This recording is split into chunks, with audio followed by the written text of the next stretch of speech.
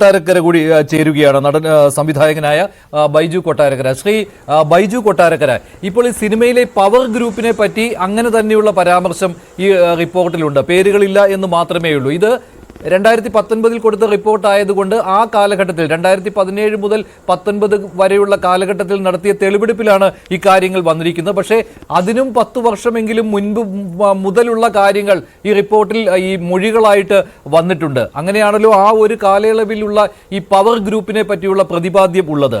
ഈ power group താങ്കൾക്ക് വ്യക്തമായിട്ട് അറിയാമല്ലോ ആരൊക്കെയാണ് ഈ പവർ ഗ്രൂപ്പിൽ ഉള്ളത് എന്ന്.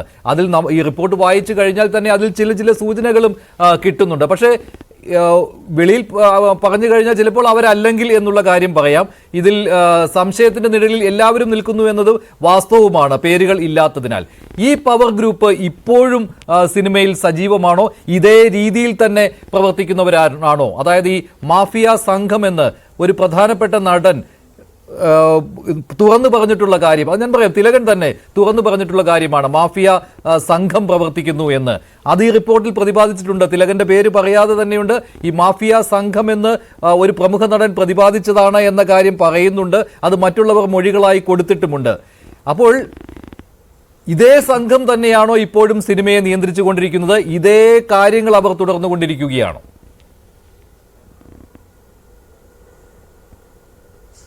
ഏതാണ്ട് 2005, 2006 കാലഘട്ടം മുതൽ ഒരു സംഘം സിനിമയിൽ പ്രവർത്തിച്ചു തുടങ്ങി മഞ്ജുഷ്. ആ സംഘം തന്നെ ഇന്നും അതേ ലെവലിൽ നിലവിലുണ്ട്. അതിൽ ചില ആളുകളൊക്കെ കേസിൽ പെട്ടുപോയി എന്ന് വേണമെങ്കിൽ പറയാം. ചില ആളുകൾക്ക് കേസുണ്ട്, ചില ആളുകളുടെ പേരിൽ കേസ് ഫയൽ ചെയ്തിട്ട് അതൊന്നും അല്ലാത്ത അവസ്ഥയിലേക്ക് വന്നിട്ടുണ്ട്. പക്ഷെ ഇത് ഒരു പാഷന്റെ പുറത്ത് അല്ലെങ്കിൽ ഒരു കഴിവിന്റെ പുറത്ത് ഒരു സിനിമയിൽ ഒരു പെൺകുട്ടി അഭിനയിക്കാൻ വരുമ്പോൾ ഈ പെൺകുട്ടിയെ ലൈംഗികമായി ചൂഷണം ചെയ്യുക, ഈ പെൺകുട്ടിയെ പേടിപ്പിക്കുക, ഇതിനെ പേടിപ്പിച്ച് വിടുക, ഞങ്ങൾക്ക് വഴങ്ങിയില്ലെങ്കിൽ ഞങ്ങൾ സിനിമയിൽ അവസരം തരില്ല എന്ന് പറയുക. ഇനി അഥവാ അതല്ല, നീ വന്നില്ലെങ്കിൽ ഇപ്പൊ ചാനലിൽ പറയാമെന്ന് പോലും എനിക്കറിയാൻ വയ്യ, നിന്റെ അമ്മയായാലും മതി എന്ന് പറഞ്ഞ ആളുകൾ വരെ മലയാള സിനിമയിലുണ്ട്. ഇത് ഇപ്പൊ നടന്നുകൊണ്ടിരിക്കുന്ന സംഗതി എന്ന് പറഞ്ഞാൽ ഒരു ഗ്രൂപ്പ് ഇറങ്ങിയിട്ടുണ്ട് മലയാള സിനിമയിൽ. ഈ ഹേമ കമ്മിറ്റി റിപ്പോർട്ട് ഇന്നലെ ഇറങ്ങിക്കഴിഞ്ഞത് മുതൽ ഒരു ഗ്രൂപ്പ് സജീവമായിട്ടുണ്ട് മലയാള സിനിമയിൽ. ആ ഗ്രൂപ്പിന്റെ പണി എന്ന് പറയുന്നത് ചിലരെ വെളുപ്പിക്കാൻ വേണ്ടി, അതായത് ഈ 15 അംഗ മാഫിയ സംഘത്തെ വെളുപ്പിക്കാൻ വേണ്ടി, അല്ലെങ്കിൽ അവരെ ഒന്ന് സൂക്ഷിക്കാൻ വേണ്ടി, ഒന്ന് പൊതിഞ്ഞു വെക്കാൻ വേണ്ടി ചില ന്യായീകരണങ്ങളുമായി ഇറങ്ങിയിരിക്കുകയാണ്. ഇത് പണ്ട് മുതലേ സിനിമയിലുള്ളതാണ്. ഒരുത്തൻ ഇരുന്ന് പറയുന്നത് കേട്ടു, നടി ശാരദയ്ക്ക് ചോദിച്ചാൽ അറിയാമല്ലോ ഇതൊക്കെ സാധാരണയാണെന്ന്. ഒരുത്തൻ പറഞ്ഞതാണെന്നൊരു ചാനലില്. അതായത് നടി ശാരദയ്ക്ക്, ഇതിന്റെ കമ്മീഷൻ കൂട്ടത്തിൽ ഉണ്ടായിരുന്ന ശാരദ എന്ന നടിക്ക് ചോദിച്ചാൽ അറിയാം ഇതൊക്കെ പണ്ട് മുതലേ ഉള്ള കാര്യമായിരുന്നു, അവർക്കത് പറഞ്ഞുകൂടെ എന്നായിരുന്നു ഒരാൾ ചോദിച്ചത്. അപ്പൊ ഇവർക്ക് നിർത്താനൊന്നും പാടില്ല, ഇവർ നിർത്തൂല്ല. ഇത് നിർത്തണമെങ്കിൽ സർക്കാർ ഈ പേരുകൾ പുറത്തുവിടണം. ഞാനും സിനിമയുടെ ചോറിന് ജീവിക്കുന്ന ആളാണ്. വർഷങ്ങളായി സിനിമയ്ക്കകത്ത് 10-15 വർഷമായി മലയാള സിനിമയിൽ സജീവമായിട്ട് തന്നെ ഉണ്ടായിരുന്ന ആളാണ്. ഇവരുടെ ഈ ക്രൂര കൃത്യത്തിന് ഇരയായ ഒരാളോടാണ് ഞാനും വിനയനും തിലകനും അടക്കമുള്ള ആളുകൾ. മലയാള സിനിമയിൽ മാക്ട ഫെഡറേഷൻ എന്നൊരു സംഘടന ഉണ്ടായിരുന്നു. ആ സംഘടനയെ തകർത്തത് അവിടെ തുളസീദാസ് എന്ന് പറഞ്ഞത് അതെല്ലാവർക്കും അറിയാവുന്ന കാര്യമാണ്, ഒരുപാട് ചർച്ച ചെയ്തതാണ്. അന്ന് വിനയൻ ഉൾപ്പെടെയുള്ള ആളുകളെ, വിനയനെയും എന്നെയും തിലകനെയും ഇതിനനുകൂലമായി നിന്ന ആളുകളെ മുഴുവൻ അപ്രഖ്യാപിത വിലക്ക് കൊണ്ട് അവർ നേരിട്ടു. ഞാൻ തന്നെ അന്ന് ഏതാണ്ട് 6ഓളം സിനിമകൾക്കാണ് അഡ്വാൻസ് വാങ്ങിയിരുന്നത്. ആ സിനിമകളൊന്നും നടന്നില്ല. വിനയന് കുറെ കാലം സിനിമയിലാ നടന്നു. ഈ തിലകൻ എന്ന് പറഞ്ഞ മഹാനടൻ ഏറ്റവും ഒടുവിൽ നാടകം കളിക്കാൻ വരെ പോകേണ്ട അവസ്ഥ വന്നു. അമ്പലപ്പുഴ രാധാകൃഷ്ണൻ എന്ന് പറയുന്ന ഒരു മനുഷ്യൻ, ഒരു CPIയുടെ നേതാവുമൊക്കെയാണ്. ആ മനുഷ്യനാണ് അവിടെ ഒരു നാടക സമിതി ഉണ്ടാക്കി തിലകനെ അതിൽ സംരക്ഷിച്ചത്. അപ്പൊ ഈ പെൺകുട്ടികളുടെ കാര്യം പറയണോ? എനിക്കൊരിക്കൽ ഒരു രാത്രി ഒരു ഫോൺ വന്നിരുന്നു തേക്കടയിൽ നിന്ന്, ഒരു പെൺകുട്ടിയുടേതാണ്, ഒരു മേക്കപ്പ് അസിസ്റ്റന്റിന്റെ. ഞാൻ മാക്ട ഫെഡറേഷന്റെ ജനറൽ സെക്രട്ടറി ആയിരിക്കുന്ന സമയം ആ ഫോൺ വന്നു, മറ്റൊന്നുമല്ല, അവിടെ രാത്രിയിൽ ലൈംഗികമായി ഉപദ്രവിക്കാൻ ശ്രമിക്കുന്നു ആ സിനിമയുടെ നിർമ്മാതാവും ആ പ്രൊഡക്ഷൻ കൺട്രോളറും. ഞങ്ങൾ ആ സമയം തന്നെ അന്നേരം നേരെ അവിടെ യൂണിയനെ വിളിച്ചിട്ട് ഞങ്ങൾ പറഞ്ഞത് ആ കൊടുക്കുക, അത് കഴിഞ്ഞിട്ടുള്ള ബാക്കി പരിപാടികളേ ഉള്ളൂ. അത് കേസായി, അത് പ്രശ്നമായി. ആ ലൊക്കേഷനിൽ അവസാനം അവര് സാഷ്ടാംഗ പ്രണാമം വീഴേണ്ട അവസ്ഥയിലേക്ക് വന്നു ഈ പെൺകുട്ടിയുടെ കൂടെ. പക്ഷെ അങ്ങനെ എല്ലാവർക്കും ധൈര്യം കിട്ടിയെന്ന് വരത്തില്ല. പലരും 1-2 സിനിമയിൽ അഭിനയിച്ചു കഴിഞ്ഞാൽ വീണ്ടും അടുത്ത സിനിമയിലേക്ക് ചെല്ലണമെങ്കിൽ അല്ലെങ്കിൽ ഫീൽഡിൽ നിൽക്കണമെങ്കിൽ അവളുടെ മാനം കളയണം എന്നുള്ള ഒരു അവസ്ഥയിലേക്ക് ഇവർ കൊണ്ടെത്തിച്ചു. ബൈജു 136ാമത്തെ പേജ് വളരെ നിർണായകമാണ്. 136ാമത്തെ പേജ് ബൈജു കൊട്ടാരക്കര, ഈ റിപ്പോർട്ടിന്റെ 136ാമത്തെ പേജ്. ആരുടെയും പേര് പറഞ്ഞിട്ടില്ല. പക്ഷേ താങ്കൾ ഈ പറഞ്ഞ ഈ മാഫിയ സംഘം എന്ന് ഒരു പ്രമുഖ നടൻ, അത് തിലകനാണെന്ന് നമുക്ക് എല്ലാവർക്കും അറിയാം. ഇന്ന് തിലകന്റെ മകൾ തന്നെ സോണിയ തന്നെ പരസ്യമായിട്ട് ഇക്കാര്യങ്ങൾ പറയുകയും ചെയ്തിട്ടുണ്ട്. തിലകൻ അനുഭവിച്ച വേദന. അതിൽ 136ൽ 269, 70 ഭാഗങ്ങൾ എന്ന് പറയുന്നത് ഈ മാഫിയ സംഘം എന്ന പേരിൽ ഈ ഗ്രൂപ്പിനെ, ഈ പവർ ഗ്രൂപ്പിനെ ചോദ്യം ചെയ്തതിന്റെ പേരിൽ ഒരു പ്രമുഖ നടൻ അനുഭവിച്ച വേദനകളാണ്, വിലക്കുകളാണ്. അതിനുശേഷം 270ാമത്തെ പാരഗ്രാഫിൽ പറഞ്ഞിരിക്കുന്നത് ഇതേ നടൻ തന്നെ സീരിയലിൽ അഭിനയിക്കാൻ പോയപ്പോൾ അവിടെ സീരിയൽ താരങ്ങളുടെ സംഘടനയായ ആത്മ, ആ ആത്മയുടെ പ്രസിഡന്റ് എന്ന് പറയുന്നത് ഒരു പ്രമുഖ അഭിനേതാവാണ്. ആ അഭിനേതാവിന്റെ നേതൃത്വത്തിൽ അവിടെ വീണ്ടും വിലക്ക് വരികയാണ്, ഇക്കാര്യവും പറയുകയാണ്. അപ്പോൾ അദ്ദേഹത്തിന് അവിടെയും ദുരനുഭവം നേരിടേണ്ടി വന്നു എന്ന്, അതായത് സിനിമയിലും പിന്നെ സീരിയലും ദുരനുഭവം നേരിടേണ്ടി വന്നുവെന്ന് നമ്മൾ നേരിട്ട് കണ്ട കാഴ്ചകളാണല്ലോ ഇതൊക്കെ ബഹുമാനപ്പെട്ട തിലകൻ ജീവിച്ചിരുന്ന ആ കാലഘട്ടത്തിൽ. അപ്പോൾ ഈ ആത്മയുടെ പ്രസിഡന്റ് ആരാണ് എന്നുള്ള കാര്യം പൊതുസമൂഹത്തിന് അറിയാവുന്നതാണ്.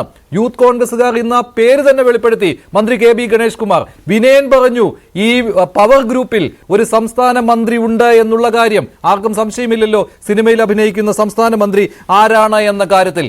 അപ്പോൾ ഈ റിപ്പോർട്ടിൽ ഈ പറയുന്ന പോലെ കോൺഫിഡൻഷ്യാലിറ്റി ഉണ്ട് എന്ന് തന്നെ കരുതുക. അങ്ങനെയാണെങ്കിലും ഈ പേരുകൾ ഉള്ള ആളുകൾക്കെതിരെ നടപടിയെടുക്കാൻ എന്തുകൊണ്ട് സർക്കാർ മടിക്കുന്നു? ഇതിൽ പറയുന്ന കാര്യങ്ങളിൽ എന്തെങ്കിലും വൈരുദ്ധ്യം താങ്കൾക്ക് ചൂണ്ടിക്കാണിക്കാൻ കഴിയുമോ ഈ റിപ്പോർട്ടിൽ? ഒരിക്കലുമില്ല മഞ്ജുഷ. അതായത് അത് തന്നെയാണ് എന്റെയും ചോദ്യം. ഈ പേരുകൾ ഇത്രയും സർക്കാരിന്റെ കയ്യിലിരുന്നിട്ട് ഈ 4.5 വർഷത്തോളം ഈ റിപ്പോർട്ട് പൂഴ്ത്തി വെച്ചിട്ട് അതിനെ വെളി അടയിരിക്കുകയായിരുന്നു. അന്ന് വരെ പുറത്തു വന്നിട്ടില്ല. ഇനി മഞ്ജുഷയ്ക്ക് അറിയാൻ ഞാനൊരു കാര്യം പറയാം. ഈ റിപ്പോർട്ട് ഇന്നലെ അല്ല പുറത്തു വന്നത്. ഈ റിപ്പോർട്ട് പുറത്തു വന്നത് 3 മാസങ്ങൾക്ക് മുമ്പാണ്. ഈ 3 മാസങ്ങൾക്ക് മുമ്പ് മലയാള സിനിമയിൽ തന്റെ പേരുണ്ട് എന്ന് സംശയിക്കപ്പെടുന്ന ചില ആളുകൾ ഇത് സാംസ്കാരിക വകുപ്പിൽ നിന്ന് ചോർത്തിയിട്ടുണ്ട് എന്നുള്ളതാണ് എനിക്ക് കിട്ടിയ ഒരു അറിവ്. അങ്ങനെയെങ്കിൽ അതിനെ മറികടക്കാനാണ് ഇവര് ഒരു സജിമോൻ പാറയിൽ എന്ന് പറയുന്ന ആരും അറിയാത്ത ഒരു മനുഷ്യൻ, കാട്ടുമാക്കാൻ എന്ന് പറയുന്ന ഒരു സിനിമയാണ് അയാൾ ചെയ്തത്. ആ സിനിമയുടെ 2 ദിവസം മുതൽ തിയേറ്ററിലോടാത്ത ഒരു സിനിമ ആ സജിമോൻ പാറയിലെ കൊണ്ട് ഹർജി ഒടിപ്പിച്ചു. അയാളുടെ മാന എവിടെയാണ് ഇടിഞ്ഞു വീണത്? സജിമോൻ പാറയിലെ. അത് കഴിഞ്ഞിട്ടാണ് നടി രഞ്ജിനിക്ക് എന്തായിരുന്നു ഇതിനകത്ത് കാര്യം? പിന്നെ വേറൊരു കാര്യം, ഇന്നലെ രഞ്ജിനിക്ക് വേണ്ടി ആരാണ് സുപ്രീം കോടതിയിലെ ഒരു അഡ്വക്കേറ്റ് 1 മണിക്കൂറിന് 25 ലക്ഷം രൂപ ശമ്പളം മേടിക്കുന്ന മുകുൾ റോത്തഗി എന്ന് പറയുന്ന ആ അഭിഭാഷകൻ, കപിൽ സിബലിന്റെ മകൻ, ഇവർ രണ്ടുപേരും കൂടി അത് തെറ്റായ ഒരു റിപ്പോർട്ടായിരുന്നു. അവരല്ല, ആ വലിയ അഭിഭാഷകർ രഞ്ജിനിക്ക് വേണ്ടി ഹാജരായിരുന്നില്ല. അത് ആ സമയത്തെ തെറ്റായ ഒരു റിപ്പോർട്ടായിരുന്നു. പക്ഷെ താങ്കൾ പറഞ്ഞ ഒരു കാര്യമുണ്ട്, ഈ റിപ്പോർട്ട് സാംസ്കാരിക വകുപ്പിൽ നിന്ന് ചോർന്നിരുന്നു, പ്രമുഖർ ഇത് കണ്ടിരുന്നുവെന്ന്. ഉത്തരവാദിത്തത്തോടു കൂടി തന്നെയാണോ താങ്കൾ ഇക്കാര്യങ്ങൾ പറയുന്നത്? ഞാൻ അറിഞ്ഞ കാര്യമാണ് ഞാൻ പങ്കുവച്ചത്. അല്ല, അറിഞ്ഞ കാര്യമല്ല, അത് കൃത്യമായിട്ട് താങ്കൾക്ക് ബോധ്യമുണ്ടോ? താങ്കൾ അത് ഏറ്റെടുക്കാൻ തയ്യാറാണോ അങ്ങനെ ഉണ്ടായിട്ടുണ്ട് എന്ന്? മഞ്ജുഷെ, ഏറ്റെടുക്കാൻ തയ്യാറായി കുരിശു വെക്കാനൊന്നും എനിക്ക് താല്പര്യമില്ല. ഉള്ള കാര്യം ഞാൻ പറയാമല്ലോ. ഹൈക്കോടതി തന്നെ പല പ്രാവശ്യം കയറി ഇറങ്ങിയതാണ്. അതുകൊണ്ട് ആവശ്യമില്ലാത്ത കാര്യങ്ങൾ ഞാൻ നിൽക്കുന്നില്ല. പക്ഷേ ഈ റിപ്പോർട്ട് ചോർന്നു എന്നുള്ളത് സത്യസന്ധമായ കാര്യമാണെന്നാണ് ഞാൻ അറിഞ്ഞത്. ഞാൻ അറിഞ്ഞ കാര്യം പറഞ്ഞു എന്നേ ഉള്ളൂ. ബാക്കി അന്വേഷിക്കട്ടെ. ഈ റിപ്പോർട്ട് എങ്ങനെ ചോർന്നു, എങ്ങനെയാണ് സജിമോൻ പാറയിലിനെയും രഞ്ജിനിയെയും കൂടി ഈ കേസിനകത്ത് ഉൾപ്പെടുത്തിയത്? അവരുടെ ഫോണുകളുണ്ടല്ലോ, അതെടുത്തൊന്ന് CDR എടുത്തൊന്ന് പരിശോധിക്കട്ടെ. ആ CDR പരിശോധിക്കുമ്പോൾ വളരെ വ്യക്തമായിട്ട് അറിയാൻ പറ്റുമല്ലോ ഇത് എങ്ങനെയാണ് ചോർന്നത്, ആരൊക്കെയാണ് അവരെ കോണ്ടാക്ട് ചെയ്തിരിക്കുന്നതെന്ന്. പിന്നെ മഞ്ജുഷേ, ഇതിനകത്ത് ഈ സംഭവങ്ങൾ ഓരോന്ന് കേൾക്കുമ്പോഴും സിനിമയ്ക്കകത്തുള്ള എല്ലാവർക്കും അറിയാം ഇത് ആരൊക്കെയാണെന്നുള്ളത്. ഒരു ഷോട്ടിന് വേണ്ടി 18 ഒരു ഷോട്ട് ക്ലിയർ ആയില്ല അല്ലെങ്കിൽ ഓക്കെ ആയില്ല എന്ന് പറഞ്ഞ് 17 പ്രാവശ്യം ഒരു പെൺകുട്ടിയെ കൊണ്ട് ലൊക്കേഷനിൽ നാണം കെടുത്തിച്ചു. തുണിയില്ലാതെ ഹോട്ടലിലൂടെ ഓടിയ കഥയുണ്ട് മലയാള സിനിമയിൽ. ദക്തനായി കിടക്കുന്ന പിന്നെ നായക നടനെ കുളിപ്പിക്കുന്ന നായികമാരുണ്ടായിരുന്നു. അറിയാമോ നിങ്ങൾക്ക്? ഇതൊക്കെ മലയാള സിനിമ സംഭവിച്ച കാര്യങ്ങളാണ്. എവിടെയൊക്കെ പേര് പറയാൻ നിന്നാലുണ്ടല്ലോ തലയിൽ മുണ്ടിടുകയല്ല, ഈ നാടേ വിട്ടു പോകേണ്ടി വരും. മാന്യതയുടെ പുറത്ത് മാത്രം പേര് പറയുന്നില്ലെന്നേ ഉള്ളൂ. ബൈജു, ഈ ആത്മ പ്രസിഡന്റിന്റെ സമ്മർദ്ദം ഇക്കാര്യത്തിൽ ഉണ്ടോ ഇല്ലയോ? താങ്കൾ അക്കാര്യം സംശയിക്കുന്നുണ്ടോ? ഈ ആത്മ പ്രസിഡന്റിന്റെ സമ്മർദ്ദം ഇക്കാര്യത്തിൽ ഉണ്ടായിട്ടുണ്ടോ? ഈ റിപ്പോർട്ട് ഇത്രയും നാൾ വെളിച്ചം കാണാതിരുന്നു എന്നതിനെ ഞാൻ പറയുന്നില്ല. കേസെടുക്കുന്നതിൽ സാങ്കേതികമായി ഒരു തടസ്സവും നിയമപരമായ തടസ്സങ്ങൾ ഇല്ല എന്നാണ് നിയമവിദഗ്ധർ എല്ലാവരും പറയുന്നത്. അതുകൊണ്ടാണ് ഞാൻ ചോദിക്കുന്നത്, ആത്മ പ്രസിഡന്റിന് ഇതിൽ കാര്യമുണ്ടായിട്ടുണ്ടോ? മഞ്ജുഷെ, ആത്മാ പ്രസിഡന്റ് മാത്രമല്ല, ഇതിനകത്ത് മലയാള സിനിമയിലെ ചില യൂണിയനുകളുടെ നേതാക്കന്മാരുടെ പങ്കു ഇതിനകത്തുണ്ട്, ചില നടന്മാരുടെ പങ്കു ഇതിനകത്തുണ്ടെന്നാണ് എന്റെ വിശ്വാസം.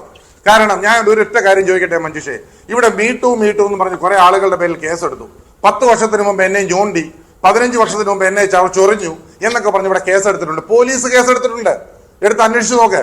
അങ്ങനെയുള്ള പോലീസിന് ഒരു ഗവൺമെന്റ് അതോറിറ്റിയുടെ മുമ്പിൽ, ഒരു റിട്ടയർഡ് ജഡ്ജിന്റെ മുമ്പിൽ, ആ ഹൈക്കോടതി ജഡ്ജിയുടെ മുമ്പിൽ ഒരു മൊഴി കൊടുത്തപ്പോ ആ മൊഴി പരിശോധിച്ച് അതിനെതിരെ കേസെടുക്കാൻ എന്താണ് ഇത്ര ബുദ്ധിമുട്ട്? അത് എടുക്കില്ല. എടുക്കുമെന്ന് പറയും, പക്ഷേ എടുക്കില്ല. ഇന്ന് വീണ്ടും നാട്ടെ പുതിയ നിയമം ഉണ്ടാക്കി, ഇനി കോൺക്ലേവ് ഉണ്ടാക്കിയിട്ട് സിനിമ അങ്ങ് രക്ഷിച്ചു കളയാന്നാണ് ധാരണ. എന്ത് കോൺക്ലേവ്? ഈ കോൺക്ലേവിനെ വിളിച്ചിരുത്തുന്ന ആരെയാണ്? ഇതിനകത്ത് ഈ പ്രതികളായിട്ട് വരുന്ന ആളുകളെ ആയിരിക്കണം. അല്ലെങ്കിൽ ഇവർക്ക് എങ്ങനെ സൂക്ഷ്മമായിട്ട് ഇതിനകത്ത് ആളുകളെ വിളിച്ചിരുത്തി ഒരു കോൺക്ലേവ് നടത്താൻ പറ്റും? അപ്പൊ അതൊന്നും അല്ല വേണ്ടത്. ഇതിനകത്ത് വേണ്ടത്, ഞാൻ ആദ്യം മഞ്ജുഷോട് പറഞ്ഞ പോലെ, ഞാനും കഴിക്കുന്നത് സിനിമയുടെ ചോറാണ്, അന്നും ഇന്നും. അപ്പൊ അതുകൊണ്ട് ഈ ചോറ് കഴിക്കുന്ന ഞാൻ ഇതിനകത്തുണ്ടോ എന്ന് എനിക്കൊന്ന് അറിഞ്ഞാൽ കൊള്ളാം. അതിന് ഞാൻ ഏതറ്റം വരെയും പോകും. അതാണ് ഞാൻ പറഞ്ഞത്, ഇതിനകത്ത് ഉൾപ്പെട്ടിട്ടിരിക്കുന്ന ആളുകളുടെ പേര് വിവരങ്ങൾ പുറത്തു വിടണം. പുറത്തു വിട്ടില്ലെങ്കിൽ പോലും അവരുടെ പേരിൽ കേസെടുക്കണം. അവരുടെ പേരിൽ കേസെടുത്ത് നോക്കട്ടെ. അങ്ങനെ ഒരു 15 പേരുടെ പേരിൽ കേസെടുത്താൽ, ഗവൺമെന്റ് അതിനുള്ള ചങ്കൂറ്റം കാണിച്ചാൽ ഉറപ്പായിട്ടും ഈ പ്രവണത മലയാള സിനിമയിൽ നിൽക്കും. ഇല്ലെന്നുണ്ടെങ്കിൽ നല്ല വീട്ടിൽ പറഞ്ഞ ഒരു പെങ്കൊച്ചു പോലും ഇനി സിനിമയിലേക്ക് വരാതാകും. അതാണ് സിനിമയ്ക്ക് സംഭവിക്കാൻ പോകുന്നത്. വളരെ നല്ല നിലയിൽ വന്ന ഈ മലയാള സിനിമ ഒരു കാരണവശാലും ഇനി മുമ്പോട്ട് പോകാൻ ചിലപ്പോൾ ബുദ്ധിമുട്ടായുള്ള അവസ്ഥയിലേക്ക് വരും. ശരി, ശ്രീ ബൈജു കൊട്ടാരക്കര, നന്ദി. ചർച്ചയിൽ പങ്കെടുത്തത് താങ്കൾക്ക് മറ്റൊരു ചർച്ച